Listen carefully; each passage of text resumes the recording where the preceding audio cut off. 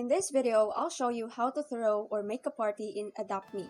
First, choose a spacious location. Your house is usually the best spot. Now keep in mind you can't throw a party in a tiny room because it won't comfortably fit your friends and pets, which can make the party less fun. Next, invite your friends by sending party invitations through your friend list or by clicking on their avatars. Make sure everyone knows the time and place to join so no one misses out.